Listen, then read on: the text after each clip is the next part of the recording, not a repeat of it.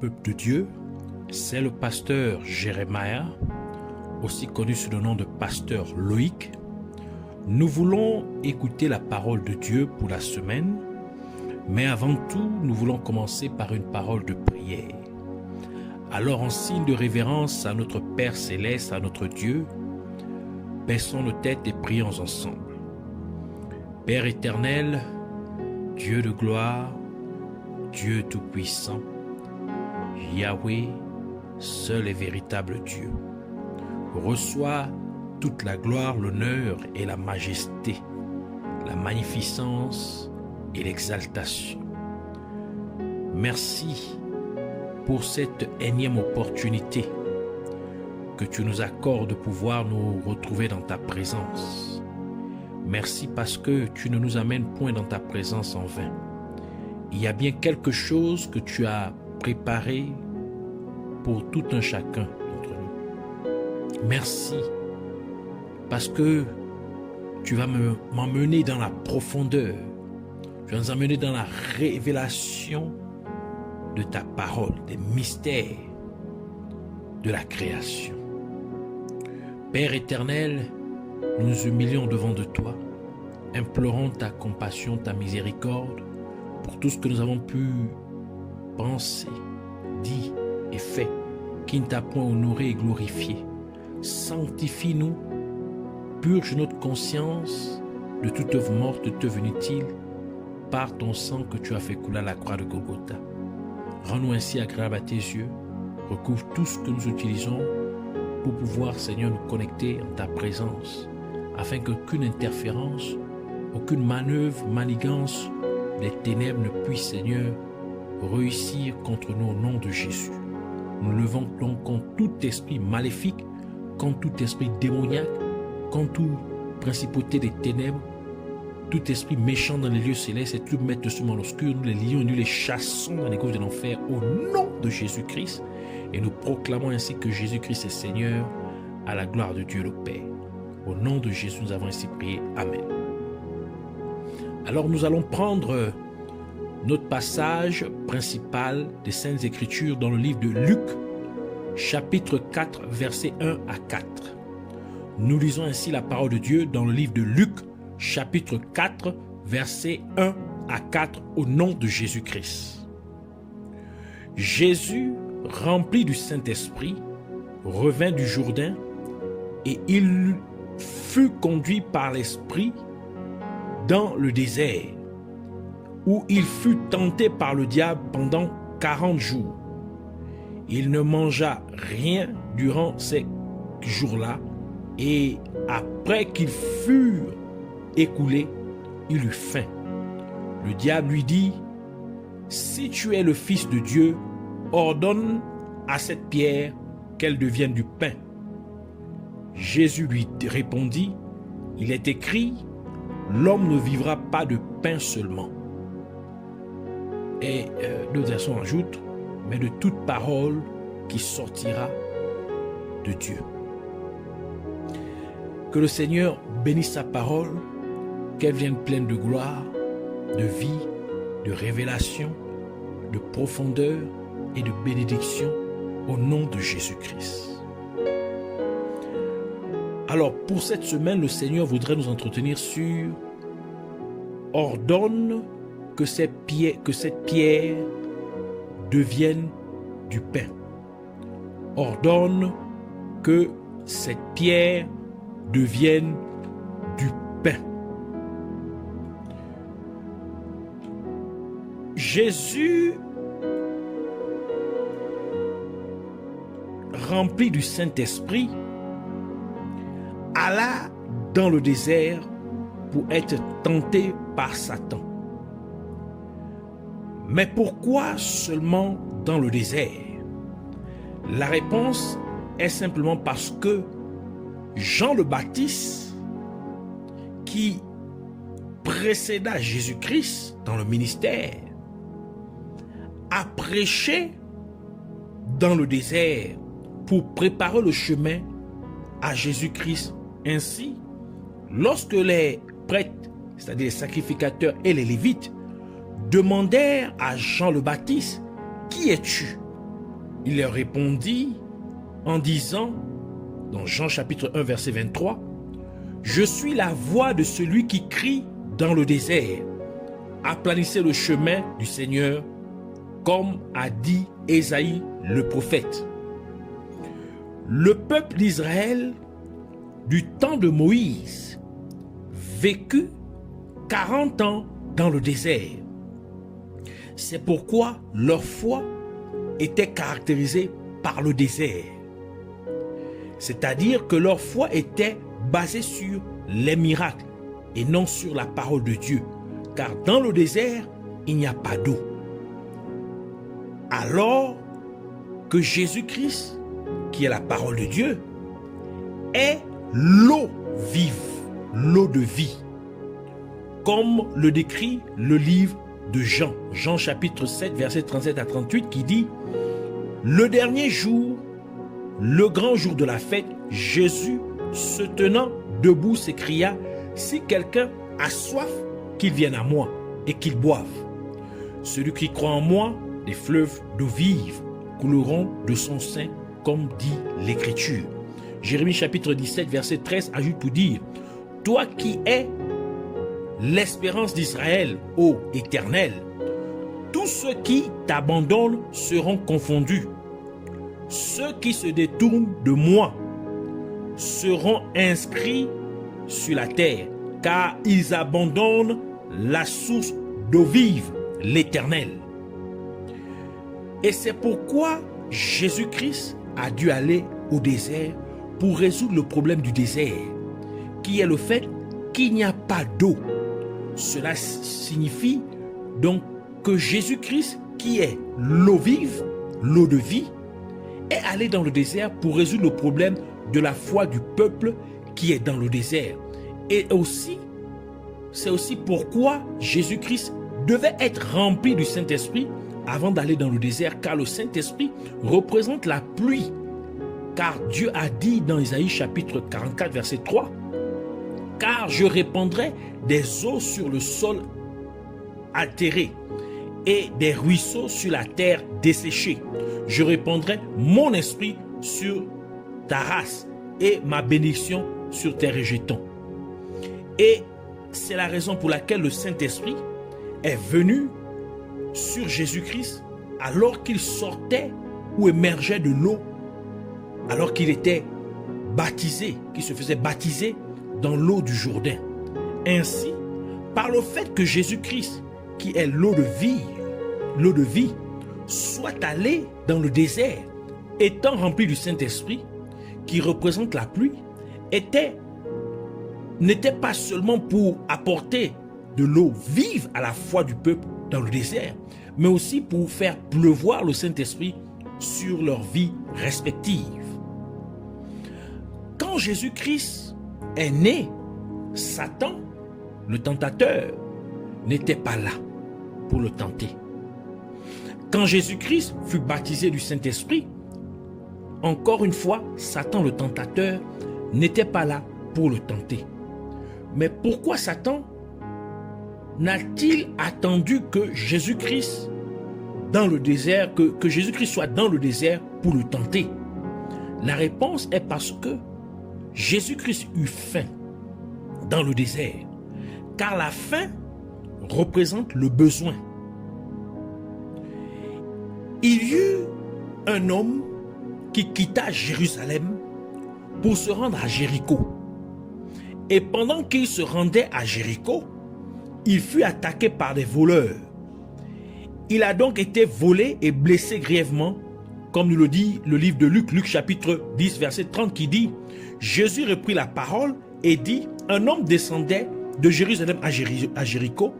Il tomba au milieu des brigands qui le dépouillèrent, le chargèrent de coups et s'en allèrent, le laissant à demi-mort. » C'est une prophétie qui dit que lorsque vous quitterez Jérusalem, ou si vous quitterez Jérusalem, où se trouve le temple de Dieu, donc si vous quittez le temple de Dieu, vous serez attaqué, vous serez volé, vous serez blessé par les forces des ténèbres.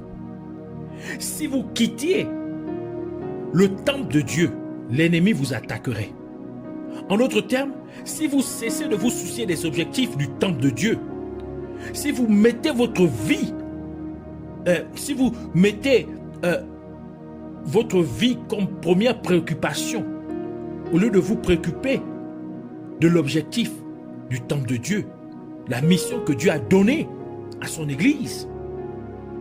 En d'autres termes, si vous cessiez de vous soucier des objectifs du temple de Dieu, vous mettez votre vie en grand danger, car les forces des ténèbres vont sûrement vous attaquer, vous voler et vous blesser, car la parole de Dieu dit dans Jean chapitre 10 verset 10, « Le voleur ne vient que pour dérober, égorger et détruire. » Ici faisant référence à Satan.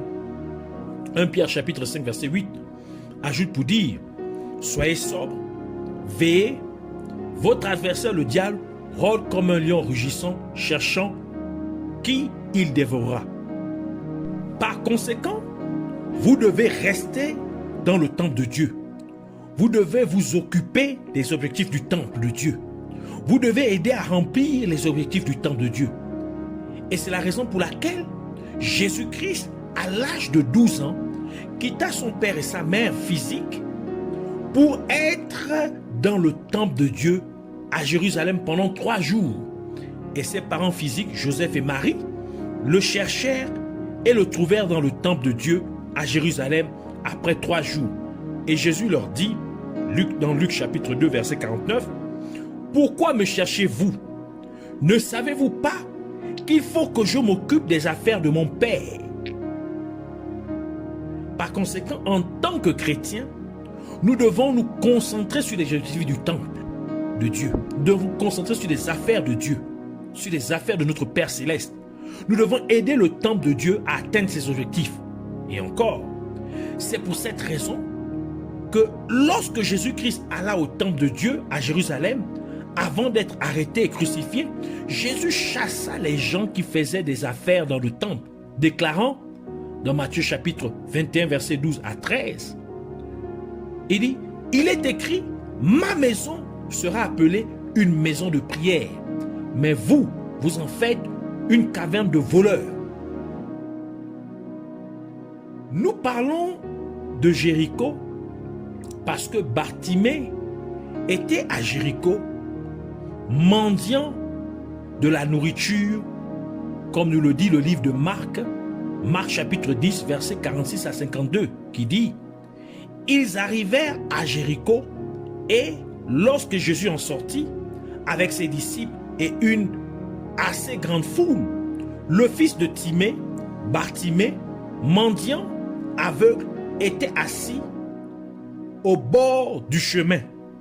Il entendit que c'était Jésus de Nazareth, et il se mit à crier, « Fils de David, Jésus, aie pitié de moi. » Plusieurs le reprenaient pour le faire taire, mais il criait beaucoup plus fort, « Fils de David, aie pitié de moi. » Jésus s'arrêta et dit, « Appelez-le. » Ils appelèrent l'aveugle en lui disant, « Prends courage, lève-toi, il t'appelle. » L'aveugle jeta son manteau et, se levant d'un bond, vint vers Jésus. Jésus prenant la parole et lui dit, « Que veux-tu que je te fasse? » Rabouni, lui répondit l'aveugle, « Que je recouvre la vue. » Et Jésus lui dit, « Va, ta foi t'a sauvé. » Aussitôt, il recouvra la vue et suivit Jésus dans le chemin. Ainsi, ce passage des Saintes Écritures nous apprend que Bartimée mendiait du pain à Jéricho. Alors que le nom Bartimée veut dire fils d'honorable, de personne de grande valeur. Donc voici une personne de grande valeur qui est en train de mendier son pain. Ainsi, Jésus-Christ vint à Jéricho et appela l'aveugle Bartimée, alors que Jésus-Christ dit qu'il est venu pour que les aveugles voient. Jean chapitre 9 verset 39 qui dit, Jésus dit, « je suis venu dans ce monde pour un jugement, pour que ceux qui ne voient point voient. Ainsi, Jésus-Christ est venu physiquement sur terre pour que ceux qui sont aveugles comme Bartimée puissent voir. Et ce sont ceux qui se trouvèrent à Jéricho, ceux qui se trouvent à Jéricho, la ville qui fut maudite par Josué. Ce sont ceux qui mendient spirituellement car ils ont refusé de s'occuper des objectifs du temple de Dieu pour se concentrer sur la recherche des possessions personnelles, de leurs biens personnels, des biens personnels de ce monde, des biens matériels de ce monde. Ils se focalisent sur leur propre bien-être matériel. Ainsi, ils vivent dans la bassesse, comme Bartimée, alors que Bartimée était fils d'honorable. Ces gens-là, ce sont des filles de Dieu, mais ils se voient vivre dans la bassesse en mendiant. Car ce sont des mendiants spirituels, parce qu'ils prient Dieu. Lorsqu'ils prient Dieu, il s'agit toujours de demander à Dieu des biens matériels. Il s'agit toujours d'eux-mêmes. Ces personnes sont donc aveugles parce qu'elles n'ont pas la révélation de la parole de Dieu, qui est Jésus-Christ. Et quand Jésus-Christ appela Bartimée, la première chose que fit Bartimée fut d'enlever son vêtement de mendiant, son manteau de mendiant. Cela nous dit donc que lorsque nous recevons vraiment Jésus-Christ dans notre vie, lorsque nous avons la révélation de la parole de Dieu, nous ôterions notre vêtement, notre manteau de mendiant spirituel. Et nous nous concentrons maintenant sur l'accomplissement des objectifs du temple de Dieu. En d'autres termes, nous cesserions de prier Dieu pour les biens matériels. Mais nous prierons désirant que Dieu nous fasse ressembler à lui. Parce que, par conséquent, le ministère de la mendicité prendrait fin. Parce que nous aurions reçu le vrai pain de vie qui est Jésus-Christ. Car Jésus-Christ a dit dans Jean chapitre 6 verset 35, Jésus leur répond, je suis le pain de vie. Celui qui vient à moi n'aura jamais faim et celui qui croit en moi n'aura jamais soif. Et c'est la raison pour laquelle Jésus-Christ demanda à Bartimée, que veux-tu que je te fasse? Jésus-Christ ne lui a pas demandé, que veux-tu que je fasse pour toi? En effet, Dieu veut faire quelque chose de nous et non quelque chose pour nous. Parce que lorsque nous devenons ce que Dieu veut de nous, nous aurons automatiquement ce dont nous avons matériellement besoin. D'où Jésus-Christ a dit dans Matthieu chapitre 6 verset 33, « Cherchez premièrement le royaume et la justice de Dieu, et toutes ces choses vous seront données par-dessus. » Ainsi, Dieu veut que nous devenions et non que nous ayons. La première priorité de Dieu pour les êtres humains est que nous soyons et non que nous ayons. Car Dieu veut vous changer. Dieu veut vous transformer à sa propre image. Dieu veut que vous lui ressembliez. Dieu veut que vous deveniez saint comme il est saint. Dieu veut que vous soyez juste comme il est juste. Dieu veut que vous soyez amour comme il est amour. Dieu veut que vous soyez fidèle comme il est fidèle. Dieu veut que vous soyez lumière comme il est lumière, ainsi de suite. Satan demande à Jésus d'ordonner à la pierre de se transformer en pain, de se changer en pain, alors que Jésus-Christ est le pain de vie, comme nous l'avons déjà lu dans Jean chapitre 6 verset 35. Satan veut que Jésus-Christ produise un autre pain. En d'autres termes, Satan veut que deux pains coexistent. Lorsque la foule de gens eut faim, Jésus-Christ multiplia les 5 pains pour les nourrir, dans Luc chapitre 9 verset 12 à 17. Et à cause de ce miracle, les gens appelèrent Jésus-Christ prophète. Mais Jésus-Christ n'avait pas encore prononcé de prophétie.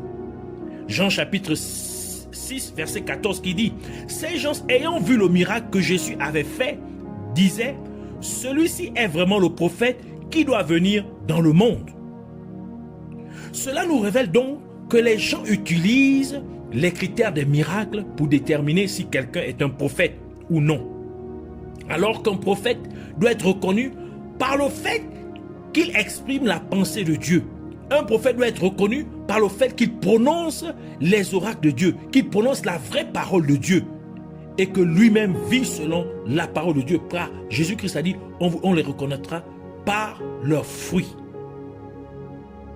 Ainsi, Jésus-Christ a réprimandé les gens pour l'avoir suivi parce qu'il les a nourris avec du pain physique. Jean chapitre 6, verset 26 à 27 qui dit, Jésus leur répondit, en vérité, je vous le dis, vous me cherchez non parce que vous avez vu des miracles, mais parce que vous avez mangé des pains et que vous avez été rassasiés. Travaillez non pour la nourriture qui périt, mais pour celle qui subsiste pour la vie éternelle, et que le Fils de l'homme vous donnera, car c'est lui que le Père, que Dieu, car c'est lui que le Père, que Dieu a marqué de son sceau. Et pourtant, lorsque Jésus-Christ a dit que les gens devaient manger sa chair, lui comme étant le vrai pain descendu du ciel, le peuple arrêta de suivre Jésus-Christ. Jean chapitre 6, verset 41. Les Juifs murmuraient à son sujet parce qu'il avait dit « Je suis le pain qui est descendu du ciel ». Verset 52. Là-dessus, les Juifs disputaient entre eux, disant « Comment peut-il nous donner sa chair à manger ?» Verset 66. Dès ce moment, plusieurs de ses disciples se retirèrent et ils n'allaient plus avec lui. Cela nous révèle que les gens veulent ce que fait Jésus-Christ, mais ils ne veulent pas ce que Jésus-Christ est. Jésus-Christ a fait des miracles, donc les gens veulent les miracles que Jésus-Christ fait. Mais ils ne veulent pas la parole de Dieu, car Jésus-Christ est la parole de Dieu. Et c'est le vrai pain qui est venu du ciel.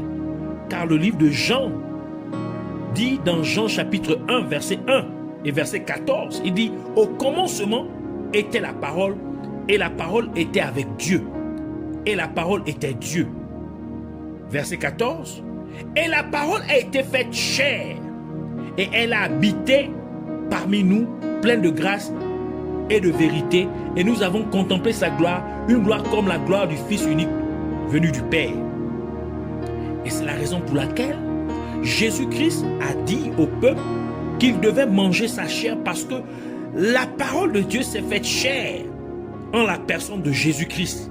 Par conséquent, lorsque Jésus-Christ disait aux gens qu'ils devaient manger sa chair, il supposait en fait qu'ils devaient croire en lui, car il est la parole de Dieu.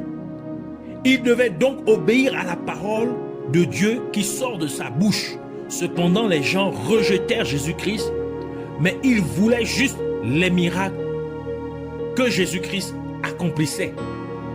Ainsi, les gens veulent juste